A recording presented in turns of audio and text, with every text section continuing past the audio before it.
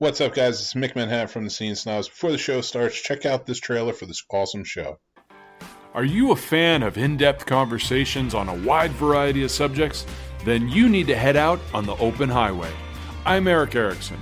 I bring my crazy career and interests in a variety of subjects to the show, and since I seem to know, a little bit about everything, it's just enough to get me into trouble. The open highway is like going on a road trip and meeting all different sorts of people. It's that old idea of sitting at that diner counter, having coffee, and talking with folks with completely different backgrounds. One episode might be a political operative, the next a professional wrestler, and the next a philosopher. Just having good old-fashioned conversation. If it's interesting to me, I'm sure it'll be interesting to you too. The Open Highway. New episodes every Tuesday and Thursday. Get them wherever you find your favorite podcasts. Hey everybody, it's CJ Graham, Jason Voorhees. That's right, Friday the 13th, Part 6. And you're listening to the SceneSnobs.com. Welcome to the Scene Snobs podcast. What is going on, everybody? Welcome, everyone. Such a pleasure to see you all here.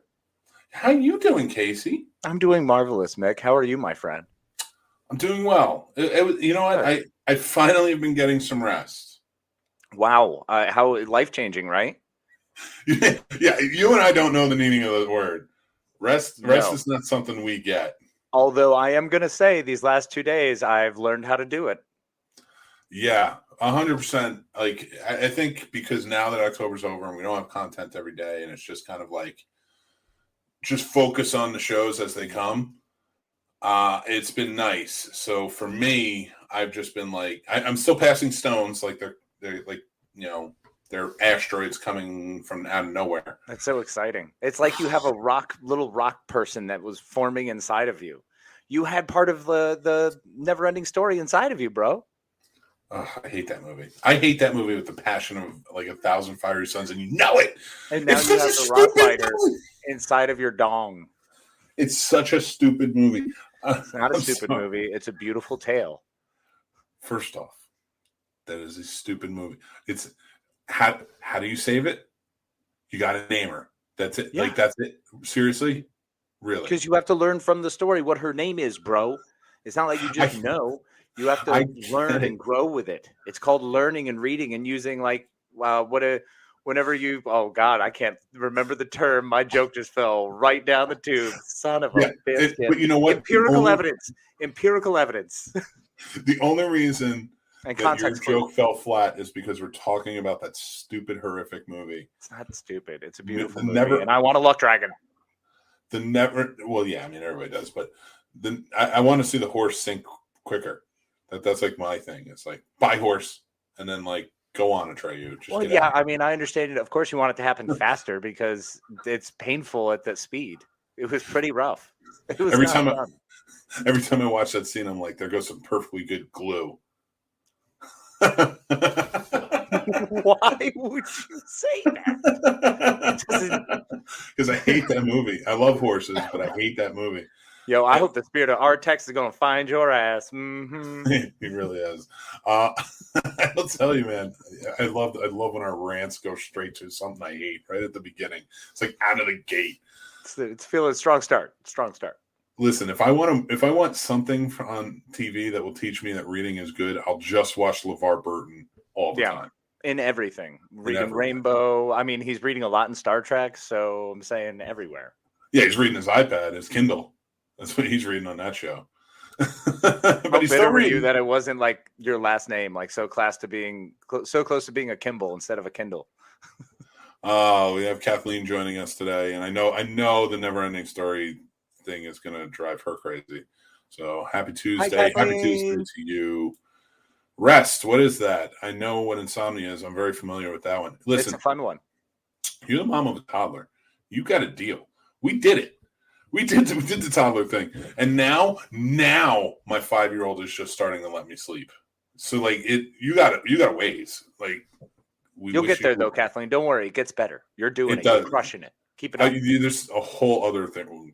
There's completely other reasons you'll be kept up at night. After that. Like I'm when with they're Mick grown on- and think they know what to do.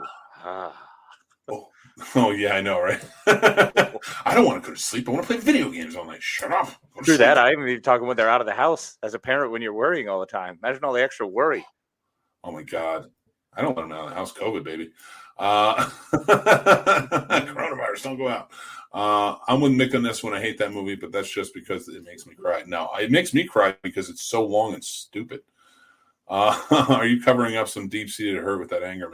Listen, there is plenty of other movies that I will say is deep-seated, like The Kid Your Sleeps Just Fine. It's just me. Yeah, because as a parent, you are constantly worried about your child. It never goes away. Are they okay? What are they doing? Are they having a bad dream? Can I help their dream? Hold on. I'm going to sit here and send good vibes to their brains so that way they don't think about bad dreams. Oh, and play Mozart. Oh my God. When you're sitting there and you're laying in bed and like your child is like 10 feet from you with just one wall in the way, and you're just like, I need them next to me to know that they're going to be okay. Yep. That doesn't go away. It starts at birth and never goes away. It's horrifying. So, well, it's part of what's ingrained within us as parents in order to survive, in order to keep the child alive, because the child is the legacy, because we're going to die, but we have to pass on who we are. It's a whole thing. Well, like in the whole coded in the DNA. I bow to you on that one because you know the history and science of things. So now I will tell you the history and science of the proton pack, but that's about as far as totally valid. Oh, I forgot to bring it down with me, but guess what? I got another exclusive Ghostbusters thing for Afterlife. What did you get? I'll make sure I posted pictures of it, so if everybody goes checks out the Scene Snobs, you find it. It's a Funko Pop of a mini Stay Puft holding a Baskin-Robbins spoon of ice cream.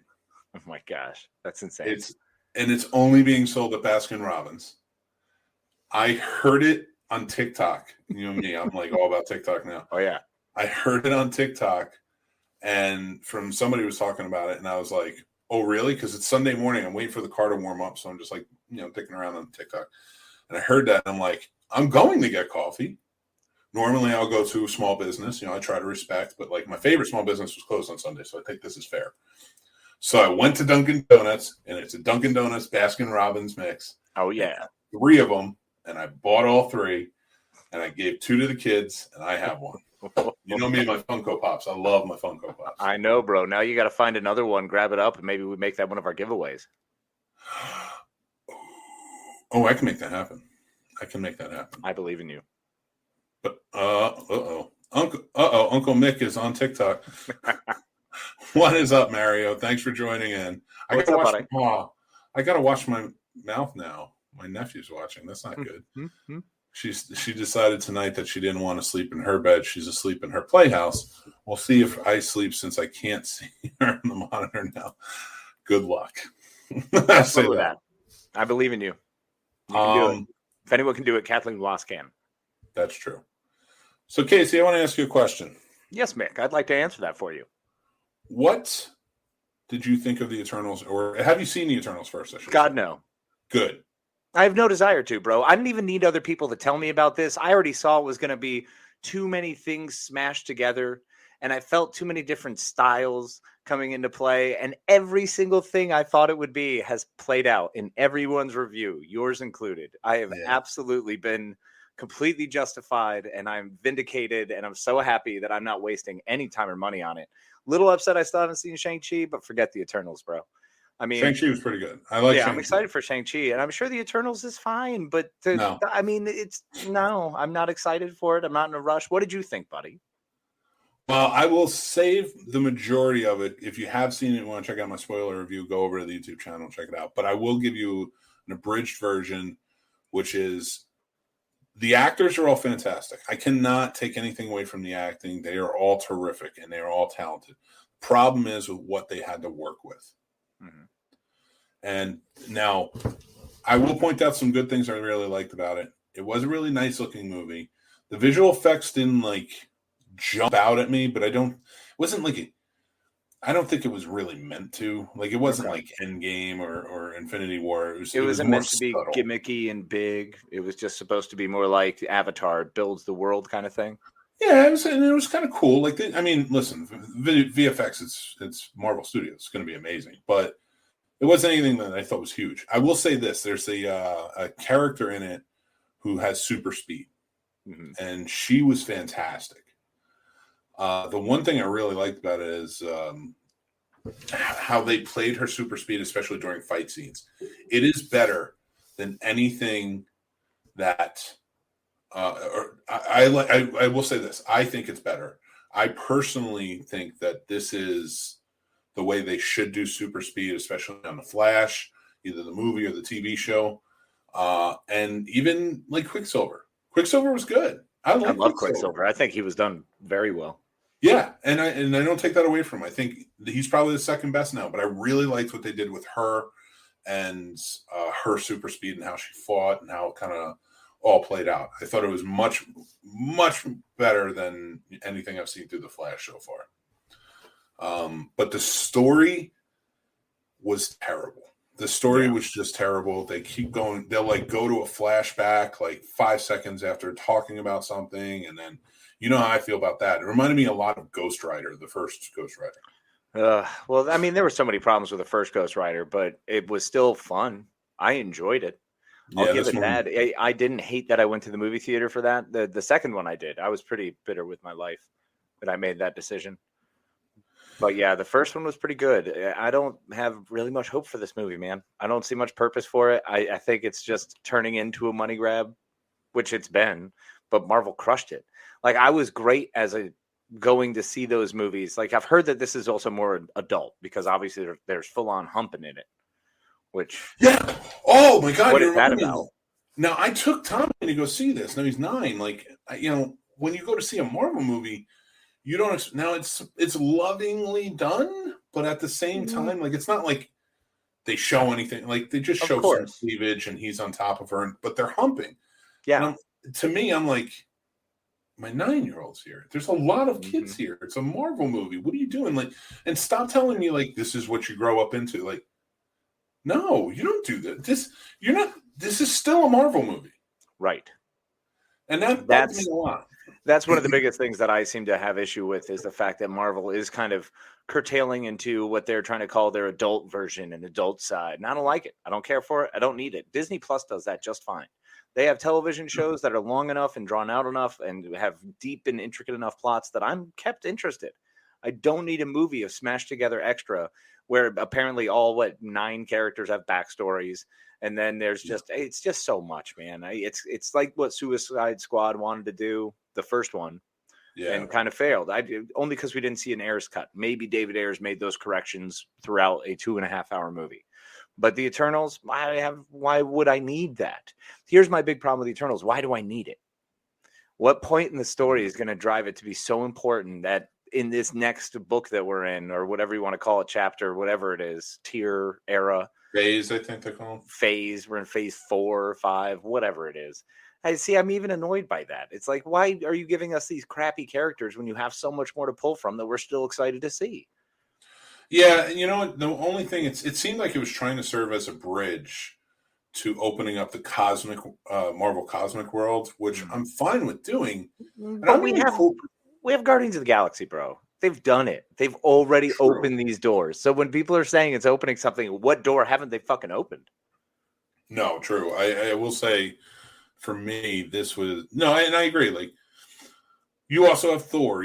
So they've introduced, and Thanos was a part of the cosmic world, things like that. Like, if you want to have a war between the Celestials, that's a big thing, and that would be a big storyline. Sure. And you bring Fantastic Four in there because they have that kind of mix and that part to play, which is clearly, if they already announced for, I think, 2024 is when the new Fantastic Four would be slated for. So, I mean, they see the end game where they're introducing these characters to be played out there. I get that. I'm not against that. You want to live your truth, play your game, go ahead. I just have no purpose or interest in participating at this point. I would be okay with it if the Eternals didn't really make sense to me, because the thing for me is, I mean, and spoilers, just so everybody knows, like, kind of going into it, if you don't want to hear it at this point, it is in the mid-credits scene. But spoilers, Star Fox does show up in this movie. I'm not going to say any more. I'm just going to say, and the mid-credits roll, he does show up. The Nintendo character? No. He was an Avenger for a little while. Cool. He was like B-League. He was Thanos' brother. So he does show up, and they're obviously gonna open us up to a bigger thing. My biggest issue with it is, if you're not opening this up to Secret Wars, I don't care. Right. I don't care about your cosmic world. I don't care. Like a battle between the Celestials would be great, or somehow putting this together so somebody creates Battle World and we get Secret Wars. That's great too. Yeah. But otherwise, like, just keep it on. Like, I'm really interested in the multiverse stuff, so keep it there. Oh yeah, I'm super elated for that stuff. But if you're not going to have this all wrap up with Doctor Doom as a bad guy, then having to turn into good guy, like, there's a lot to play with and a lot of big stories there. But sorry, I'm not interested in the overpowered. That's why I struggle with DC so much. A lot of the overpowered players, and that's a lot of my struggle here with the Eternals. It's just, I don't associate with the overpowered characters in comic books. I don't. You know, I get better. I'm more interested in what the Morlocks were going through in the fucking X-Men than I am of trying to figure out what's going on with these super ancient celestial beings who are all powerful and all knowing, but they only show up sometimes because they're really just dicking around the world. I don't get it, and I don't care to. Well, they Radar actually says that they contradicted themselves. They 100% did, because they've said, hi, Radar, but there's a million reasons that they could have gotten involved with Thanos. Yeah.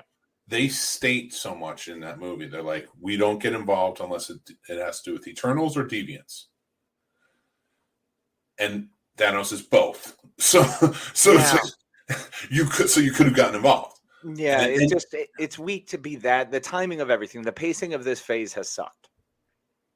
And you can blame COVID on it if you want to. You can blame COVID all you want. I'm sorry, the pacing has sucked. The TV shows have been amazing. Yeah. The Disney Plus shows have been phenomenal. Shang-Chi, once again, I haven't watched it. Black Widow was way better than I thought it would be. And it was very good, and I'm glad we got that as like our setup for Phase 4. But now I'm ready for Spider-Man and for characters I give a shit about. I'm done with this. Why are they just pumping out crap? It's just But if you remember though, Spider-Man should have been out last November. Yeah. That's why I'm so hungry for it. And Thor 4 should have been out this November. So it was COVID that really pushed things back, because now things are kind of all out of whack and they're trying to readjust to it. So we should have, and so it should have been Thor coming out this November. And then I think it was going to be Doctor Strange in December. Yep. I think we were going to get like a lot, like all together. And then that's great. Hey, great. Thanks for telling me all the things we aren't getting the way it should be done, because this sucks. I mean, I'm just not interested. And it's going to be one of those deals where I'll be very interested in it in about 7 months when more stuff's out and I can watch the proper things. You know what I'm saying? Once the end credit scenes start to tie together, once everything makes more sense, it's a lot more fun. I have somehow become, when it comes to Marvel, I just need them all at the same time, constantly. Like, I need to binge my Marvel now. I can't wait for months in between the movies. I'm like, this is dumb. Just give me the whole thing now. Hi, Fred. Okay, so Radar does mention the secret cameo makes no sense either. Actually, it does make sense. It's the only one I'm actually really excited for. So in the movie, we know Kit Harington's going to be Black Knight. He's going to become Black Knight, who's a member of the Avengers back in the day.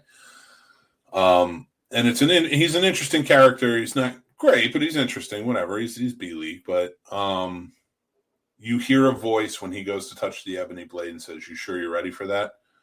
And it has been confirmed as Mahershala Ali as Blade. Oh. Now, it does make sense because the Black Knight and Blade in the comics have worked together in the past. So they do have a connection. And it would make sense for Blade to teach him how to use the ebony blade, because Blade would be the best for it.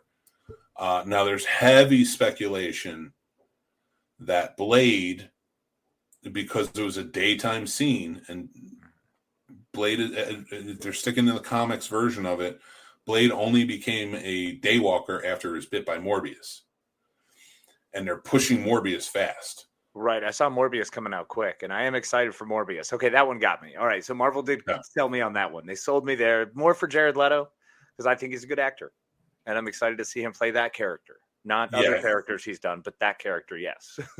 Well, yeah, no, Jared Leto by far is one of the best actors of all time. I mean, urban legend, right there. Urban Legend's just come on, greatest movie of all time. Tops. No, but man's an A-lister, top shelf. Top shelf on Urban Legends, Michael Rosenbaum.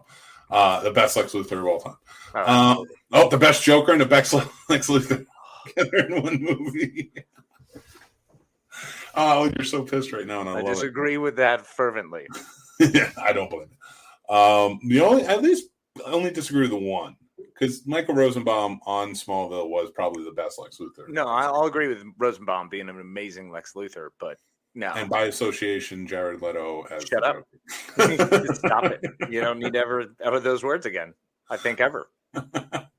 So just to kind of get off of Eternals, because it was bad, and not to get too deep into Spider-Man, because we really don't know much at this point. There's a heavy speculation with many things, and every day something new comes out. I've even talked about it on my TikTok and stuff like that. But are you excited for this movie? Oh no, you're not excited for Spider-Man? Oh, for Spider-Man, I mean, I just want it out. I'm ready for it. You know me, I'm not going to get excited for these movies until they get closer, because I'm not willing to do that anymore. Spider-Man's going to be fine. It's going to be fine. But that's what I thought about Into the Spider-Verse, and Into the Spider-Verse is one of my favorite movies of all time, and I watch it constantly. So I'll probably love it. Oh, yeah, I have no doubt, but it's so crazy to me to think, like, I remember right after Endgame, I said, I was like, I'm Marvel fatigued. I was like, I didn't even want to go see Spider-Man Far From Home. I did. I just saw it when it came out, but I was just so fatigued. I was like, I just don't know that I can deal with Marvel right now. That was a heavy emotional thing that they just put me through. Yeah. And you guys were gung-ho. Like, you were all about it. You were like, no, I was thinking the next forever, everything is going to be great. And, dude, it's been the same way. On WandaVision, I wasn't excited to start it. I started it and loved it. I wasn't excited for Loki. I started it and loved it. It's all of these. It's everything Marvel does now is a point where I'm like, okay, all right. Yeah, I want more of it. But then I get more of it, and I'm like an addict. I'm a junkie who's gotten more, and I'm like, all right, well, now I think I've done too much. I think I need to go burn for a while. DC comes over to tap the vein. You're like, get out of here, DC. Get out of here. Oh, yeah, there's never room for DC. That's the unfortunate part. DC, by the time people are coming up to DC, I'm like, I'm puking. I need to go eat. Like, this is too many hours. I need to sleep. Like, that's very true. All right, we spent enough time on this bull crap. Yeah. I want to get into our topics for tonight because we're not really a Marvel type of podcast, because listen, all geek podcasts have to talk about all the popular stuff. I love Marvel. I do. I mean, Ant-Man is still one of the best father-daughter stories out there. I mean, bar none. I like how you connected with that. Because of that, I like how you connected with that, because I never looked at it from that perspective. And your perspective on it is pretty awesome, and it made me appreciate the movie more. Yeah, it's and that's why there are great stories and great things they're doing in Marvel. I just have a really tough time getting amped for it. You know what I'm saying? Because one of these Eternals was around the corner. Because there's been a lot, and it hasn't been great. You know, there's just been a lot of falling short, and that's although I say that, and then immediately Falcon and Winter Soldier was amazing. So it's like all of these other things that I loved it. I loved it. No. It was fantastic. That's so far this year, 2021, that's my favorite Marvel product is Falcon and Winter Soldier. I loved it. I love Sam Wilson as Captain America. I'm on board. I'm fine with it. I wasn't wincing at that. What I was wincing was TV show knocking out of the park. Mm-hmm. But yeah, after Endgame, it's been weak sauce. Dude, seriously, like Spider-Man was great, but Mysterio's boring to me. And Jake Gyllenhaal, who's an amazing actor, was kind of boring. But even then, it's like, all right, Far From Home was good. I enjoyed it. You know, whatever. It's not. Homecoming is way better, in my opinion. Oh, Homecoming was amazing. I mean, Michael Keaton crushed it. and I am excited for No Way Home, and I think that suffers what I've talked about before with like the middle child syndrome of trilogies. Like you're either really good, like Empire Strikes Back, or if we know it's a trilogy, like you're kind of like, all right, or just some haters hate it, but those are haters. Haters gonna hate, and I don't want to be out here saying that I hate these things. It's just that I'm just a little slow on them. I'm just not quite there right now. I tried, like you've been talking about watching Westerns, and I was all amped the other day, and I was all excited, like, yes, let's get into some Westerns, some action movies. Bro, I've been on a 2.5 day bender of rom-coms. Yes, and I actually, before we get, because that brings us to our first topic, but I will say this. If you are looking for a really good ensemble movie with amazing actors, an amazing story, and everything else, watch The Harder They Fall. I did a review on it, so I'm not going to get into it too deep. Casey, you are welcome to talk about it if you want, but I'm super excited to watch it because you had such high praises, and us both being Western fans. I mean, you're more of the classic Westerns. I know I'm more of Silverado. I don't think we call Silverado a classic Western yet. I like Silverado. I know what you mean. Like the Silverados are like the fun Westerns. Yeah, the silly Westerns that were over the top. Not quite the El Dorado where they meant it, or the Rio Bravo where they meant it, but made the same movie. I will tell you, my top 5 list of Westerns, The Harder They Fall made that list, and you'd be very surprised to hear what it knocked off. I'm not going to say it here right now. You'd be very surprised. Let's put together a Westerns list for maybe next month. Maybe that's how we start December. Okay. December Westerns, and we'll put our list together and we'll head to head and see whose is better. I'm probably going to have a lot of the same on there. Yeah, of course. I mean, I'm definitely going to have Posse on mine. I love it. I love Mario Van Peebles, bro. I loved that movie. That movie, Bad Girls. Are you kidding me? That was great. Oh my God! Drew Barrymore at her finest. Yeah, I saw that pop up recently. I think I know what's going on there. But yeah, so we were talking, and you've been watching a lot of rom-coms lately. I have. Yes. And we kind of got to talking with our first topic of the evening. And it's like the effects that movies have on our personalities, and rom-coms specifically.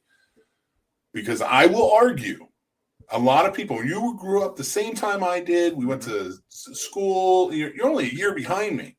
Right. Yeah. We chewed the same dirt. Yes, we do. When it comes to it. And shovel the same mud, brother. Yep. Horror movies made you love Satan. Horror movies made you killers. Action movies made you want to shoot places up. Mm-hmm. That's what people said. Oh, yeah. That was the negative effects that movies had. I would beg to differ and say that if you were going to target anything as having, giving people personality disorders and growing up at a young age when they watch them, it's rom-coms. Oh, yeah, 100%.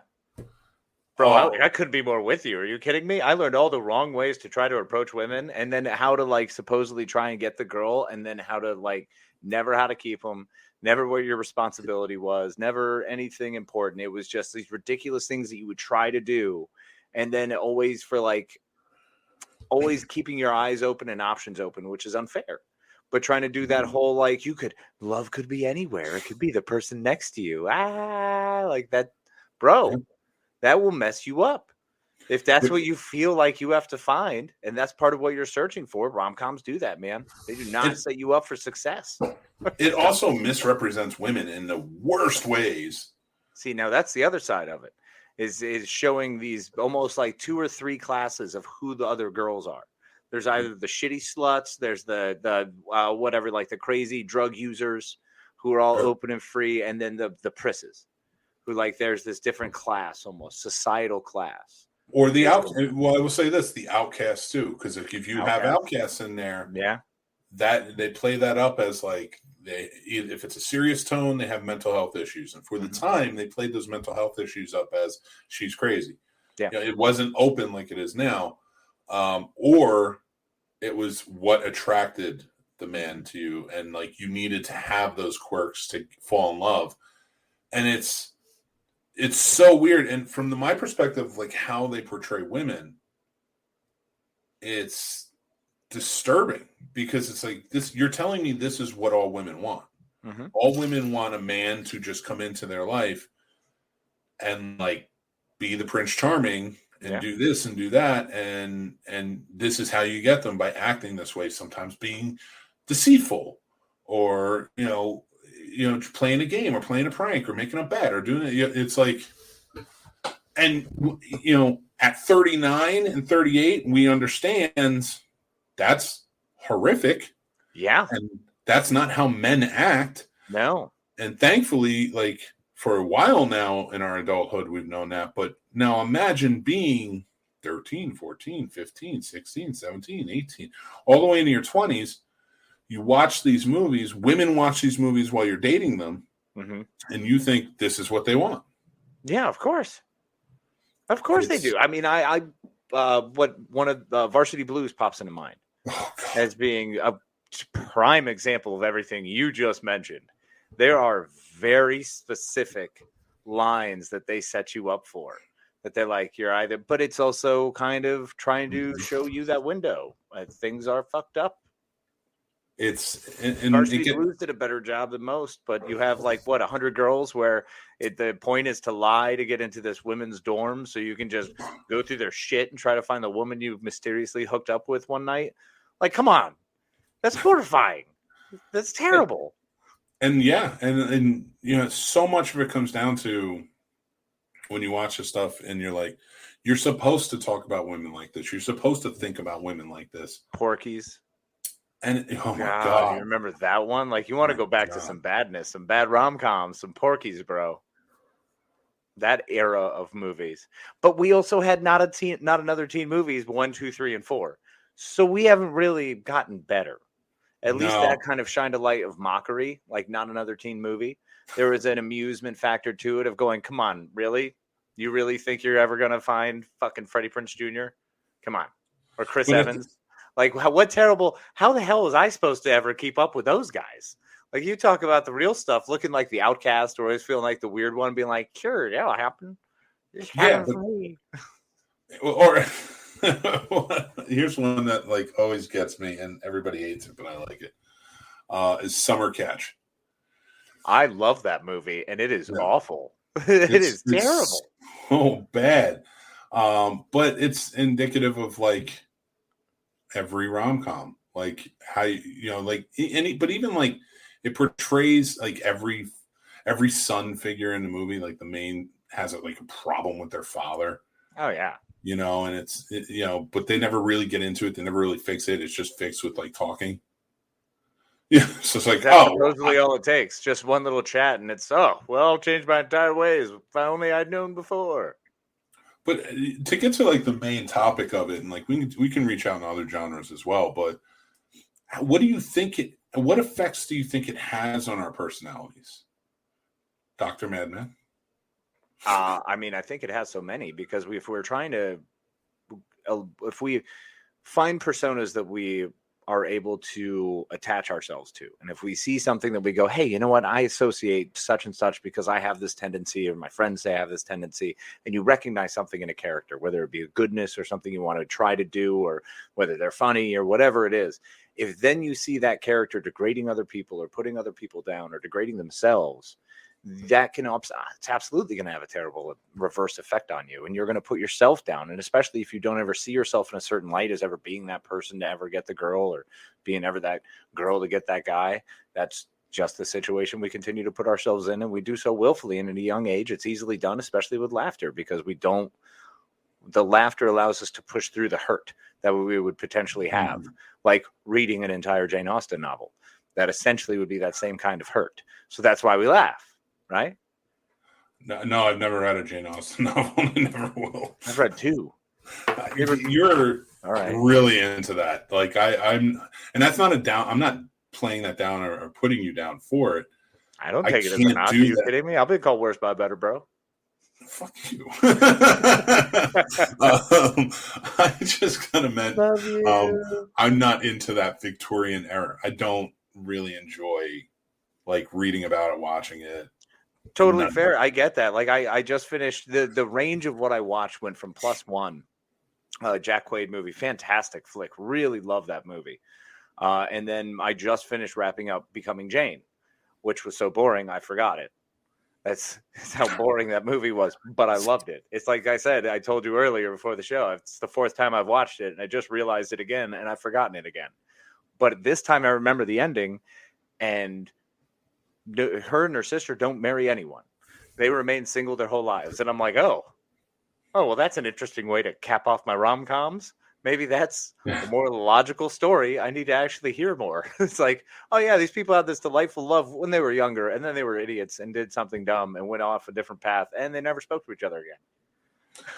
I think I wised up because especially rom-coms and dramas and things like that. And it's not just, this isn't strict to rom-coms, but movies do this a lot, especially in the case of love, where if somebody falls out of love with somebody else, it's you have to make a giant gesture. You have to you have to prove your love, and love will conquer all.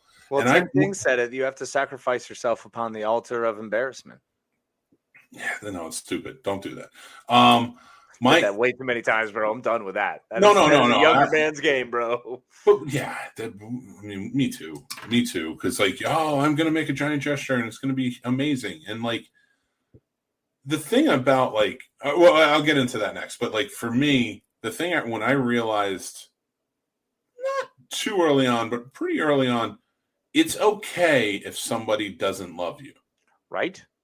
It's okay, and like they're not a bitch, they're not a piece of shit, they're not, don't call them names, don't do this. It's okay if they don't have feelings for you. The put down junk was, I never understood that. Yeah, just like it's okay for me or anyone else, and man or woman or whatever you identify as, it's okay if the person you're attracted to isn't in love with you, and it's okay if you're not with somebody. Yeah. And once we realize that, and as you get older, I think more and more do. But once people realize that, and movies have like beat you over the head with like that it isn't okay, like this is who they are. Like women who are sexual in movies, they all dress a certain way, and it's movies that it's those types of movies that make you think like if she's dressed like that, that's what she's into. And it's like that mentality is like horrifyingly art imitating life, imitating art, and it just keeps a nasty cycle going. And it's also a matter of not being respectful. That's part of our culture that we have removed entirely is being respectful. I think there's an air of respect that we've lost, and I kind of miss that, man. I think that's why I like the Victorian era so much. There's a respect, and there's an attitude, and there's the way things are done that I really love. I really appreciate that. And it's sad we don't do that anymore or have that anymore. It seems like that's kind of gone, that decorum. It's all about the idea of you can just do whatever you want, fuck them, and say whatever and call her bitch and walk out. It's stupid. It's dumb. Was there a lot of respect going on in the old Victorian era? No, it's all a front. But look, at least have the front. You know what I'm saying? At least do that much. Please give me the respect of walking away and letting me know that you're muttering I'm a poppycock wanker, from far away. That's cool. I'm fine with that. Like, it makes me feel kind of good, actually. Like, had to cross the channel to France during that time, and it's just like, it's not that good over here. I mean, things were a little different, Things were different in different areas. It was a little. They were just being rebellious. They were getting a little rabble rousers, getting excited. Silly proletariat. Now, Kathleen, this is a good point. Bring back chivalry. Is chivalry dead, or has chivalry evolved? Because chivalry's evolved. I think it's a good point because there's four things. Chivalry was only one rule, and it was the rule about being nice to a maiden was just about like holding her hand. That she stepped off her horse. That was like it. I'm pretty sure, and how to like bow. Oh, if anybody's gonna know, it's you. But it was chivalry was showing respect to the opposite sex, and to my understanding and how it's always been taught to me. And you see it in movies, and then you immediately see the same person who was supposed to be chivalrous be the worst human being ever in movies. So, okay, we can bring back chivalry. Do we bring back the terrible human being portion of it too, as per movies? One of the interesting parts of that too is I think about like chivalry. Okay, so we look at the Heath Ledger's character from 10 Things I Hate About You, just briefly. being chivalrous, you wouldn't reach in and the morphing of chivalry, because I feel like chivalry has become, if you respect someone, would you ask them to kiss on the first kiss? You know what I mean? Is that a situation? Yes. Right. So when Heath Ledger's clearly being not in a fight with, oh my God, I forgot her name. Kat. Thank you, Katniss. So when it was Katrina. Oh, was it? Are you sure? I'm 95% sure. Julia Stiles. So when Heath Ledger's kissing Julia Stiles, that's who I was trying to remember. I didn't know you want the actor. I wasn't trying to split actress and character and actor character. My bad. I messed it up. So when he just like plants one on her, that's pretty uncomfortable. Mm-hmm. Like there were certain moments where I was like, like going back and watching some of these older rom-coms, I'm like, I'm not really cool with some of this stuff. Like if a guy did this to my daughter, I'd say you knee him right in the genitalia. Yeah, there has to be a level. One knee, two balls, kapow. In my opinion, and by things I have read and looked at, not from the ancient idea of what chivalry is, but to this day, to understand this day's type of chivalry, it's really just showing appreciation. Mm-hmm. And just showing appreciation does not mean that you do everything for her. That's not how it is. Like you just appreciate that person, you show your appreciation, especially if you love them. Yeah, as you're sharing your lives together. It's definitely evolved. There's more healthy, logical ways to look at relationships, obviously outside of what the movies were trying to show us. Mm-hmm. And it would show nice little microcosms. There were sweet movies. There were good ones that tried, but overall, I think there was a demeanor that was downplaying and putting down women. Straight up, it was playing into every stereotype they possibly could, and then jumping all over men too, and showing them what they should be, and trying to be this person, even though that person in the end is kind of a dick. And let's be real, Kathleen, and whoever else thinks that chivalry should be brought back. Most of the people who believed in chivalry, we're part of the Knights Templar. So were those boys just signing up to fight? Is that how that worked? Well, I mean, there might have been a little money involved. Who's to say? Yeah, the massacres that went on of children. What? That was in the name of God. And remember, as long as they were pardoned, they had 24 hours. Listen, and they could get an extension. They had a bishop right there, yo. I've seen Spotlight. I know it happens. I know it's been happening for thousands of years. Dude, Spotlight's still one of my all-time favorites. I'm not in my docudrama like heavy-duty series yet, but that's coming up soon. I'm feeling it. I'm very excited for those. That's January time for me. Yeah, exactly. So, we're talking about the effects of movies on personalities and things like that. And, I think we went to some good places with them. We really bashed rom-coms, which I think is like the most important thing. Which is hilarious because I love them. It doesn't mean I will stop loving them. I'm fully aware that they were. I mean, Just Friends. Come on. Just Friends was awful. Oh, what an awful story. What a miserable fucking tale. We're supposed to be rooting for the guy who's just trying to hurt this woman just because he's trying to bang her because he's all, well, you messed me around for a couple years. No, she was your friend, you dick. Like, I loved that movie, and the whole time I was yelling, getting more upset. It was very sad. I was like, I don't think this movie is what it was. I think there's a whole thing that has changed.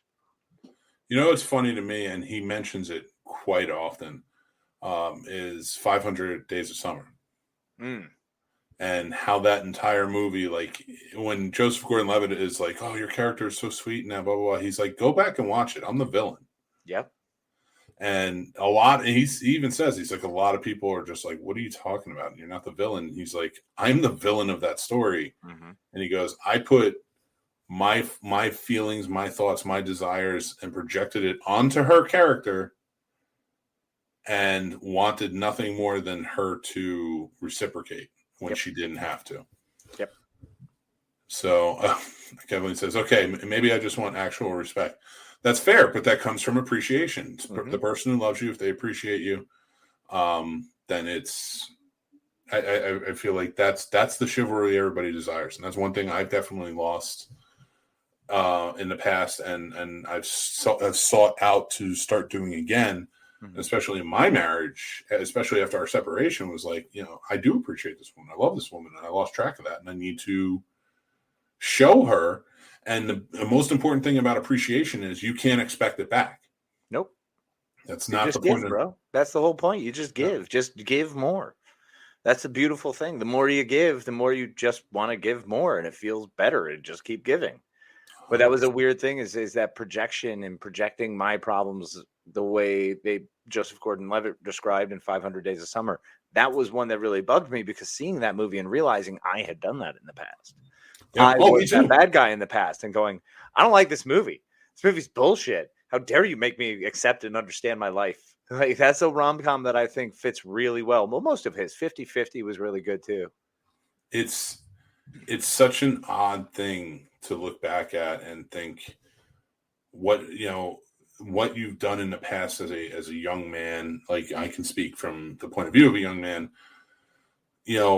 and the things I did and the expectations I put on women that I would date in the past, stuff like that. Like, I by no means was, physical or an asshole in that sense. Yeah, but like when you expect things and you expect, if you care about somebody and they don't reciprocate, and you're like, well, how could you, I've given you all my love. And it's like, that doesn't matter. Right. Who gives a shit? Right. It doesn't fucking matter. And I think that's one of the biggest things, is learning that I wasn't always the hero of my own story. I've made a lot of mistakes, and that's fine. That's what we learn from. The best part is the most we can ever ask and hope is that we just don't do them again. Just don't repeat them and hurt more people. That's definitely where you got to get to. I think is a big thing. It's a big step, and it's important. Weird Letters says, I feel like it's evolved more to just equal appreciating in a relationship versus making a make figure trying to impress a woman with basic kind gesture. He was so selfish in that film. Yeah, no, I agree. Again, when you're in love with somebody and there has to be a mutual appreciation if it's going to work. Right. But when you show appreciation, you can't do so expecting it. Oh, of course not. Because once again, you can't expect things in return. That's just the way gratitude works. There are certain things that have to be for the sake of being, not for the sake of what you receive from it, just because it fucking is. And that's how the world goes on. And so people know I'm not just talking about a loving relationship between some people who are married, no matter your gender, people who are married or people who are dating, like Casey and I. There has to be an appreciation there, and I have to appreciate him, and our partnership and everything he does in our friendship. You have to do this with your friends too. Yeah. I fully accept that I don't get the appreciation, so I understand. You shut up. No, you have to appreciate your friends too without expecting appreciation.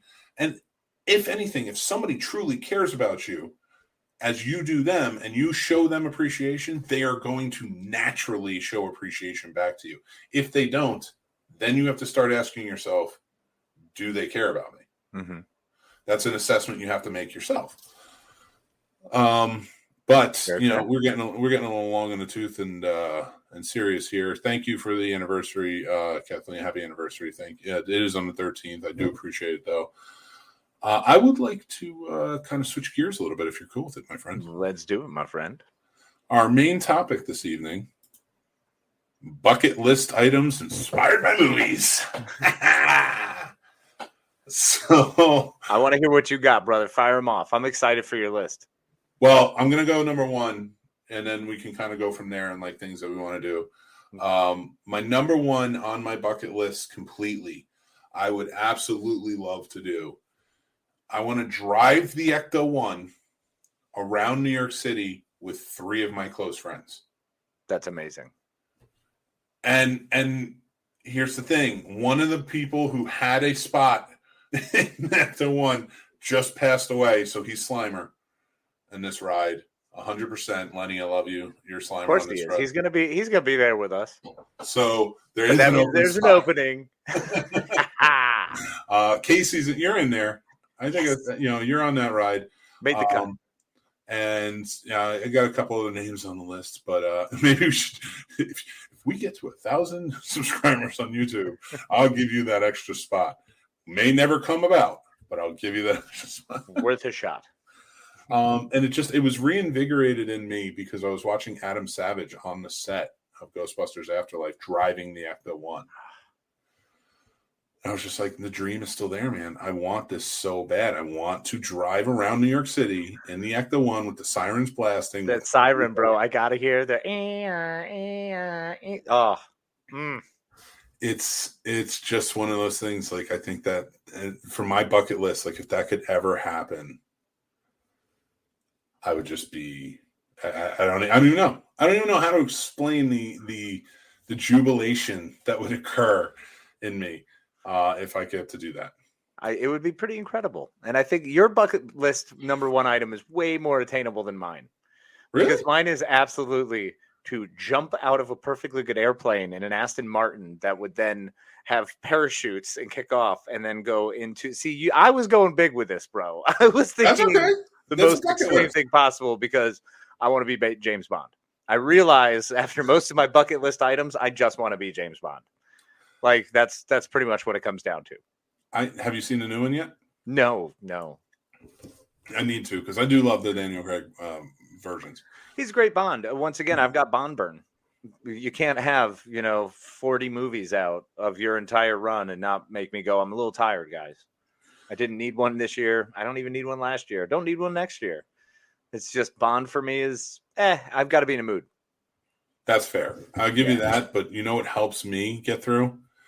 Is not watch all of the other ones. Well, God, no. I don't sit there and like throw on Thunderball, even though that's still one of my favorites. Or For Your Eyes Only, which big Roger Moore guy, as you could tell. View to a Kill was freaking awesome. Yeah. There's some good ones out there, but no, I don't do that. And I stopped trying to watch all of the Daniel Craig ones because I don't know what it is. And maybe you're with me on this one. Does Bond get a little boring in the middle for you? No. Like every Bond movie on Earth, there's a point where it kind of just like if one was, I don't know, say going to take a nap, it feels like there's a pretty good opportunity in Bond to catch a few Z's. Maybe you probably could. For a bit. You probably could and wake up and then still not have missed anything. I mean, that's kind of the joy of Bond movies. I've been able to do that most of my life. I won't say that about Daniel Craig because Daniel Craig, as long as they can be. And I get it. There's something about them. Skyfall failed, bro. What? Oh my God! Yeah, you know what? I wasn't a huge Skyfall guy. Sorry, guys. This is my last episode. Well, I don't know why he ran away. That didn't seem logical at all. It's my favorite one. Skyfall. Really? Roger Deakins' cinematography in that movie is brilliant. How he didn't win an Oscar for that movie, I want to kick somebody out of a window just like he did in that. No one's saying it's not pretty. I'm just saying it kind of sucks. Oh my God, that changed the whole tide of everything. Yeah. You've hurt my heart, man. I'm sorry, bro. I mean, look, I'm just saying The World Is Not Enough was better. Pierce Brosnan is superior. I firmly believe it. I 100%. I'm not even joking on this, bro. I will. This is a hill we might have to converse over, but I am all over me some not big on Daniel Craig, bro. He was cool in the first two, whatever they were called. Jason thinks you're trolling me. Is that on your Pierce Brosnan? Jason, this is not a troll. Pierce Brosnan is clearly the superior Bond. Are you kidding me? Are you kidding me? Are you 100%, dude? He's way better than Daniel Craig. No, GoldenEye, I'll give you. Even if you said GoldenEye over Skyfall, I'd be like, all right, I get World is not enough. World is not enough. No, yes, I can't give you that opinion. You're not allowed to have it. The GoldenEye is great. GoldenEye is great. GoldenEye is as good as World Is Not Enough, which is almost as good as Die Another Day. Oh my God, dude! Are you kidding me? And is Timothy Dalton your uncle? Like, what is happening here? What are you doing? He's great. Timothy Dalton's fantastic. He's a View to a Kill. He was my number 2 Bond. This bucket list item just spiraled out of control. Fucking took a hard turn left, man. that I can't no. Pierce Brosnan, he was good. Are you saying Craig is your favorite? Yeah, Craig's the Captain best. Wooden Face? Oh my god. No. I can't even. What is happening right now? I mean, he would be all right if he was like able to, I don't know, do some stunts, be more actiony. But listen, I get if people are like, I like Pierce Brosnan as a favorite. I mean, definitely over like Dalton. Lazenby's movie was really good, but he wasn't. Lazenby's movie deserved better. He was fine. He was good in it, but the movie was better than he was as Bond. Agreed. And Roger Moore was good in half his movies and shit in the other half, man. Woody Allen was better. Made a better Bond movie than I can't. Like my brain hurts. My brain. And then there's Sean Connery, he was a good start. Are you kidding me? Are you kidding me right now? What? So I mean, he was all right. What are you doing? Are you trolling me? Are you fucking with me right now? Like this thing is gonna not be real. You have to be. I mean, here's the thing. I want to respect your opinion. I want to show you that appreciation, Casey. I want to show you the appreciation of respecting your opinion. I appreciate you trying to appreciate me. I can't do it right now. Now, I'm not saying that Daniel Craig has to be your favorite. I'm not saying that Pierce Brosnan can't be your favorite. I'm just saying you can't say The World Is Not Enough is better than Skyfall. What are you talking about? It was absolutely better. No, it was 1,000% better. First of all, Jonathan Pryce was a way better villain. I will give you Quantum of Solace, sir. I'll even give you Spectre. I am not giving you Skyfall. It was Skyfall. But they were at that boring ranch. Or whatever it wasn't a ranch, it was his family home. Oh, with a church on it? Really? Nice family home. Must have been real tough, James. I'm not even arguing that point. I'm just saying, what is the geographical location of where he grew up have to do with anything? You grew up on a farm. Yeah, I know. It was very similar to where I grew up. Did I become James Bond? No. Oh, I see. You want to be James Bond. I got to make this Aston Martin thing happen. Bro, I'm telling you, that jumping out of an Aston Martin would be amazing. Out of an airplane, like a big old KC, like a C5. That would be great. Like, that's not even, my argument isn't even that, like, you can't say Skyfall's a bad movie. I didn't say it was a bad movie. It's not definitely not better, worse than World Is Not Enough. World Is Not Enough is rewatchable. It's got a good story. It's fascinating. I can put it on and be entertained the whole way through. You know what I don't get that on? Skyfall, where I spent 45 minutes listening to people talk about their freaking heritage and how important it was where they grew up. And then I have Javier Bardem, who's just not really all that great in there. I'm sorry. He was an awful villain. He did fine. But he wasn't. All right. In Bond, you don't do fine. In Bond, you need to be amazing. Yes, you do. And he was not amazing. And I love Javier Bardem. This is not a knock on him. That was very much the direction they took him, and I didn't fucking like it. I really didn't like his bad guy. You really want to know what pissed me off about Skyfall? That bullshit. His bullshit, okay? Because then you have Spectre come out, and you have one of the most menacing motherfuckers I've ever seen. But no, we can't do that with Skyfall. It has to be boring and plotting. And some guy who's going to have a satellite but doesn't actually use a satellite. Instead, he just lands with one helicopter worth of troops to come attack you. It's bullcorn. It's bullcorn. You're killing me, man. You're killing me with this. Nope. There's no way I can't give that to you. Skyfall can suck an egg. Radar, it was not a reboot because Dame Judi Dench played M in the movie. It was a continuation. She was a continuation, but she could have been a different M or a parallel universe M. Come on, man. Just give it to me. You're shitting all over Skyfall. Can you give me this one? Where's Dalton on this list of hot takes? Told you, if you do a kill strong, bro. If I'm able to name it right out the gate, you know I love me some Dalton. I love Timothy Dalton. I do. He wasn't the best James. I mean, I would say Timothy Dalton's above. All right. Roger Moore had more time to play him. Yeah, that's why he had really good ones and really bad ones. Radar, I'm not listening to you. Sorry. Not a different M, same M.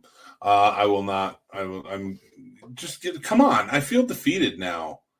And I haven't done anything. I haven't done anything on my movie bucket list. Oh, keep going on your movie bucket list, bro. No. I just mean like I feel defeated and I haven't done anything on this bucket list. So it's like, Well, yeah, but that's okay. Maybe we could always push the bucket list back. No, it's fair. I mean, a lot of my stuff is like driving cars. It's weird, man. I got in this weird kick where I was like, I really want to drive. So, I can't remember what the movie was, and it's killing me. But they had that giant freaking vehicle that goes in the sand. Those huge sand rover things. They used one on balls. What was it? If anyone ever watched, not Grand Tour, Top Gear, the BBC show with the three guys who used to drive around. Yeah. Jeremy Clarkson and Hammond, and so they did an episode with this giant like vehicle that just is made to go in the sand, huge armored thing, and I was like, I want to drive that.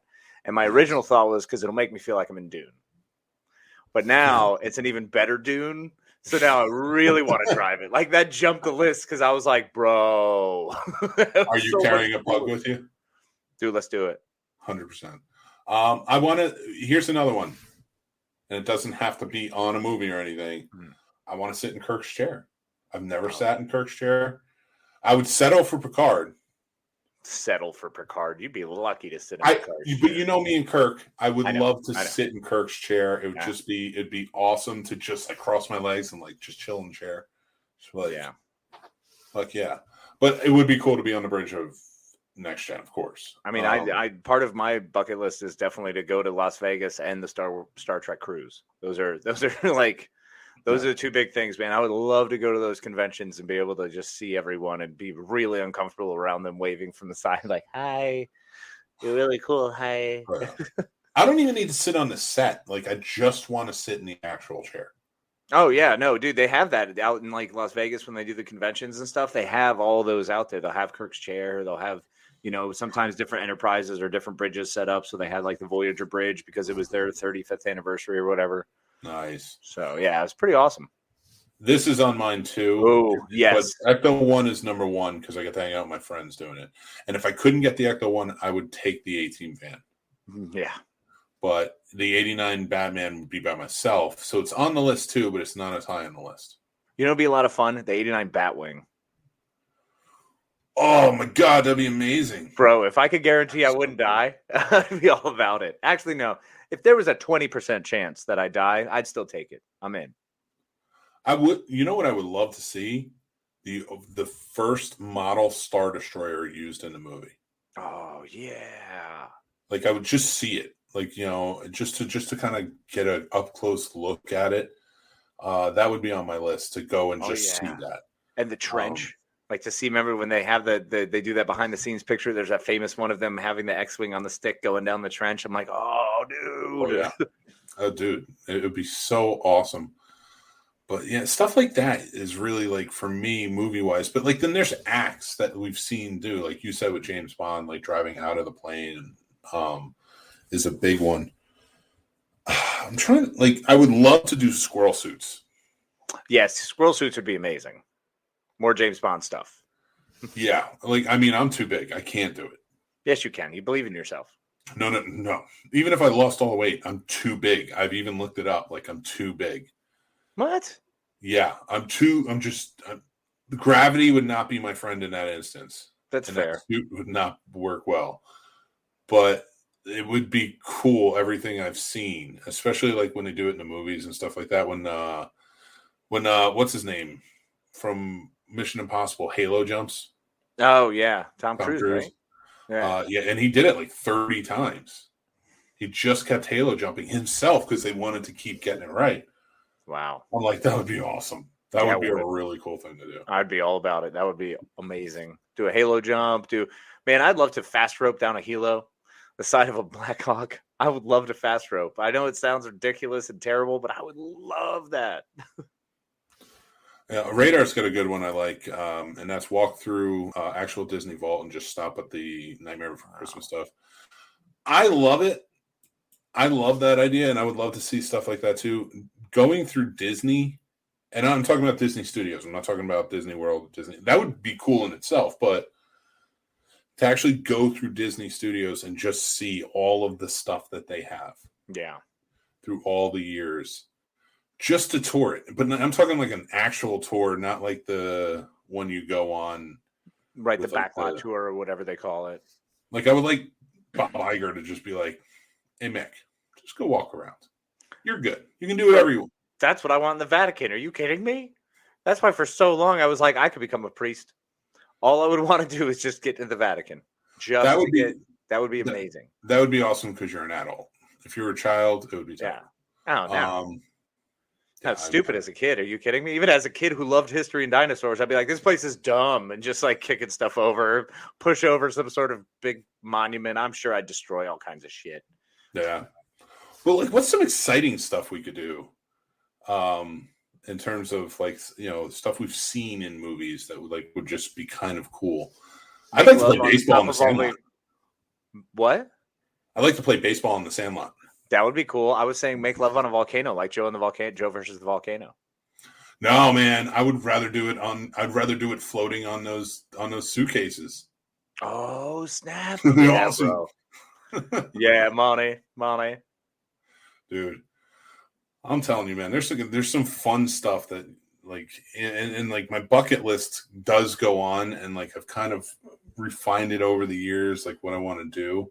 But a lot of it, like, is inspired by movies because I love movies so much. Well, one of the ones that I love so much is Commando. As you know, my love of Commando is unfounding. It never stops. It's a brilliant spectacle. I want that vehicle they have, the seaplane, the boat plane. Bro, if I had me a boat plane, I would go everywhere. I would travel everywhere with it. It would be the greatest thing on earth. I'm pretty sure that's what I'm leaning towards as my retirement plan. I would love to shoot the cannon thing from Commando. Yeah. That would be awesome. I had my own mini Predator experience where I had an AK in Maine visiting a friend, and he was just like, okay, this has all been safely cordoned off and stuff. You can fire. And we were in the woods. He was like, you can just fire in this direction. And I pulled my Predator on that one. That one worked. But to fire off that thing would be awesome. That would be badass. That would be really cool. You know what? A rail gun. Remember the rail gun from Wonder Woman?